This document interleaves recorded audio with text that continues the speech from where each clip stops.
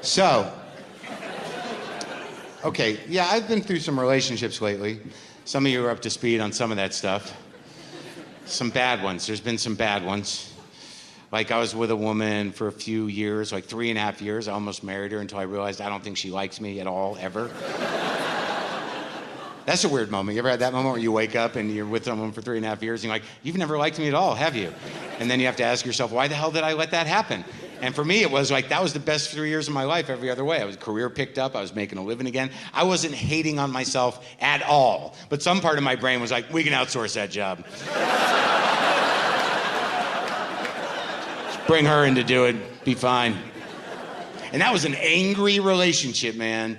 That's why I can't do that anymore. I can't do the angry, like, I'm so much better.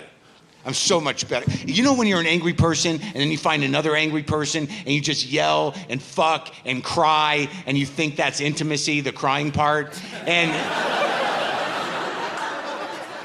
it's just crazy. It's crazy and it's embarrassing, but like it's hard to get out of that because there's no sex better than the sex had on a pile of clothing taken out of drawers to leave you with. I mean, there's really no sex better than that. So much depends on that. You really gotta show up for work that day.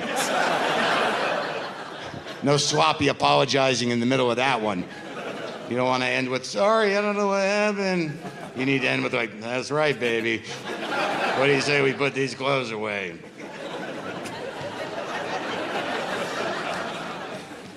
But it's embarrassing to be in a yelling relationship because like you have neighbors. Like, it's like you get ashamed of yourself, you're screaming at each other, and then one day you realize, like, they've got to be hearing everything. Like, I used to see my neighbor putting his garbage out, and I had to fight the urge to not say, I'm not hitting her, I'm not hitting her. Just emotional abuse, we're both doing it. We're both doing it. I mean, you hear the shit she says, right? You hear that shit, right? Why are you looking at me weird? She doesn't even live here. You're my fucking neighbor. Pick a team, asshole.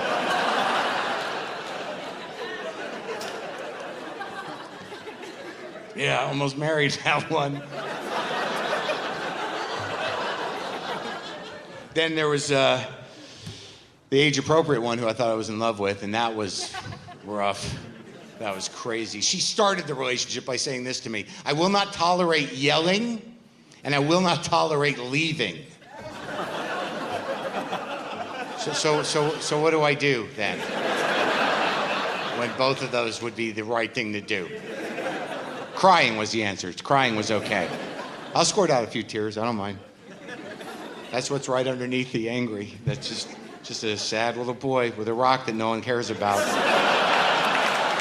How come no one? Don't you like my rock? That's it. It's all that's under there, under anger. Like if you're ever yelling at a woman and you're a man, 95% of the time, all you should be saying is, "Why can't you be my mommy? Why are you not my mommy?" I know men in here are like, thanks for giving him that tool, Mark. That was really gonna help us. Whose team are you on, brother? This thing is true. But I'll cry a little bit. I don't mind crying, it's good for you. But I will say this, the two most embarrassing things you can be caught doing as a man, or maybe I should just say as this man, are either crying uncontrollably, just weeping uncontrollably, or experiencing profound joy. Let me try and I'll illustrate it for you physically. Like either this, oh God,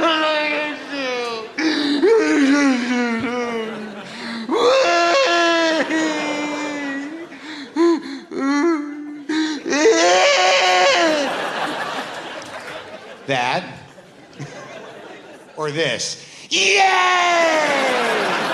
Ooh, yay!